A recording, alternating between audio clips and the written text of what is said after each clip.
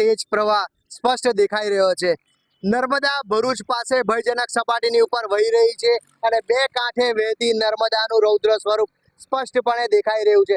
હું આપને બતાવી રહ્યો છું કે પટમાં વહેતી નર્મદા હાલમાં કાંઠા ભાંગી ગઈ છે, જ્યારે એક જોખમી દ્રશ્ય હાલમાં જ અમે આપને હું બતાવી રહ્યો છું કે એક વ્યક્તિ નર્મદાના પાણીમાંથી પોતાનું વાહન લઈને પસાર થઈ રહ્યો છે।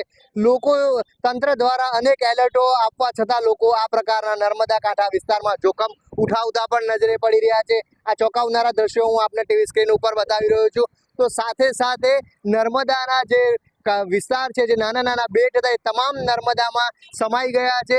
સાથે સાથે જે નર્મદા કાંઠા વિસ્તારના લોકોને એલર્ટ પણ કરી દેવામાં આવ્યા છે અને લોકોને નર્મદાના જળમાં ન જવા માટે સૂચના આપવામાં આવી છે। આપણી સાથે ભરૂચના chief fire officer Chirag Gadhvi છે, આપણે તેમને પૂછીએ, સાહેબ, તંત્ર પાસે શું મેસેજ છે કે કેટલી પરિસ્થિતિ વણસી શકે છે?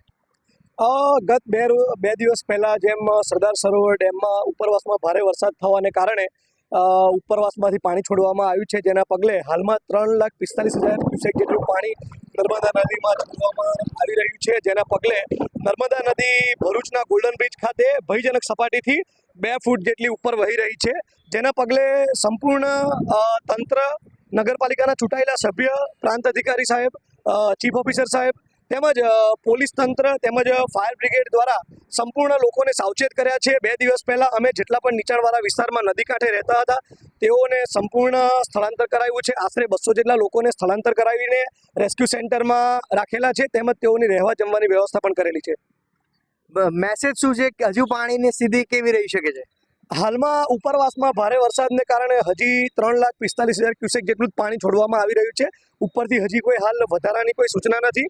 તેમજ સાથે સાથે કરજણ ડેમમાંથી જે પાણી છોડવામાં આવી રહ્યું છે તેમાં હાલમાં એક સારા સમાચાર છે કે કરજણ ડેમમાંથી પાણીની જાવક થોડી ઓછી કરવામાં આવી છે, જે આપણી માટે એક સારા સમાચાર છે। તંત્ર કેટલું સજ્જ છે? તંત્ર સંપૂર્ણ રીતે સજ્જ છે। કોઈ પણ પરિસ્થિતિને પહોંચી વળવા માટે સંપૂર્ણ રીતે તમામ તંત્ર સજ્જ છે। જિલ્લા વહીવટી તંત્ર, પોલીસ તંત્ર સંપૂર્ણ પોતાની રીતે જવાબદારીપૂર્વક લોકોને સાવચેત કરી રહ્યા છે। તેમજ જ્યાં જે પણ લોકોને કોઈ પણ ઇમરજન્સી જરૂર પડે તાત્કાલિક ઘટના સ્થળે પહોંચી શકાય તે માટે 24 કલાકના કંટ્રોલ રૂમ કાર્યરત રાખ્યા છે। ફાયર કંટ્રોલ રૂમ કાર્યરત છે, ભરૂચ જિલ્લા ડિઝાસ્ટર કંટ્રોલ કાર્યરત છે, તેમજ પોલીસ કંટ્રોલ રૂમ પણ કાર્યરત છે। કોઈ પણ જગ્યાએ કોઈ રેસ્ક્યુ ઓપરેશનની ફરજ પડી છે ખરી? હાલ હજી સુધી કોઈ પણ જગ્યાએ રેસ્ક્યુની ફરજ પડી નથી। ફક્ત તેઓને સાવચેતીના ભાગરૂપે જે પણ નીચાણવાળા વિસ્તારમાં રહેતા લોકો છે તેઓને ફક્ત સલામતીના ભાગરૂપે તેઓના પશુ તેમજ કિંમતી સામાન અને ઘરવખરી સાથે તેઓને ફક્ત સ્થળાંતરની ફરજ પડી છે। ચોક્કસ, તો જે રીતે તંત્ર જણાવી રહ્યું છે કે હાલમાં નર્મદા જળ સપાટીથી 2 ફૂટ ઉપર વહી રહી છે, ભયજનક સપાટીથી, ચોક્કસ ક્યાંક ને ક્યાંક ચિંતાના સમાચાર છે।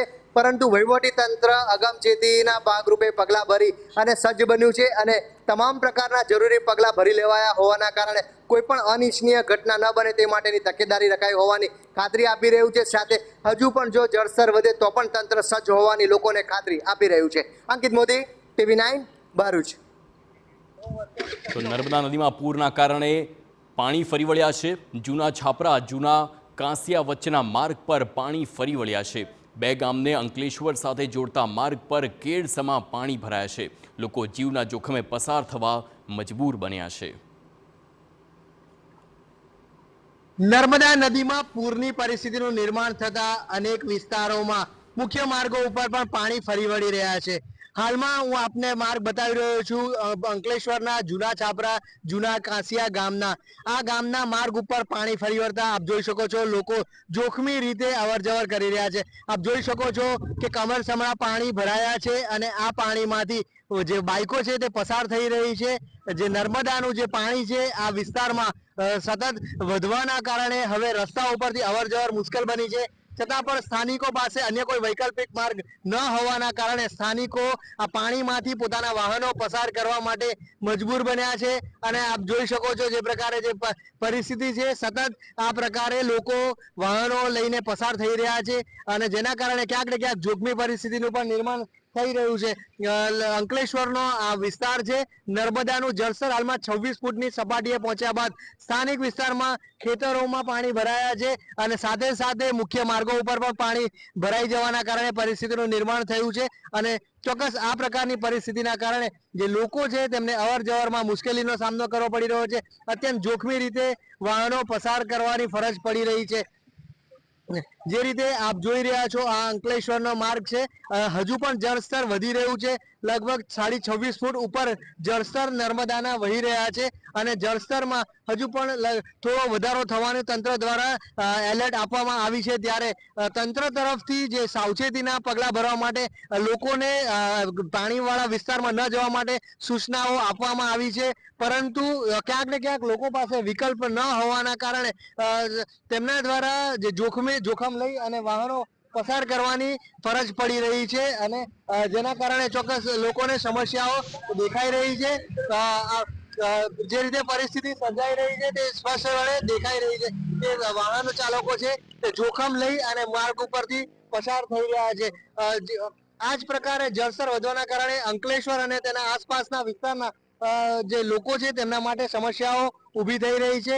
જળસ્તર વધવાના કારણે ચોક્કસ લોકો ક્યાંક ને ક્યાંક મુશ્કેલીનો સામનો કરવો પડી રહ્યો છે. તો સાથે સાથે હજુ પણ જો જળસ્તર વધે તો આ માર્ગો ઉપરથી અવર જવર સદંતર બંધ થાય તે પહેલા કેટલાક વિસ્તારોમાં સ્થળાંતર પણ કરી નાખવામાં આવ્યું છે. જ્યારે તંત્ર દ્વારા હવે માર્ગો બંધ કરાવવાની શરૂઆત થાય તેવી પણ સ્થિતિ નજરે પડી રહી છે. અંકિત મોદી, TV9, ભરૂચ. તો ભરૂચમાં નર્મદા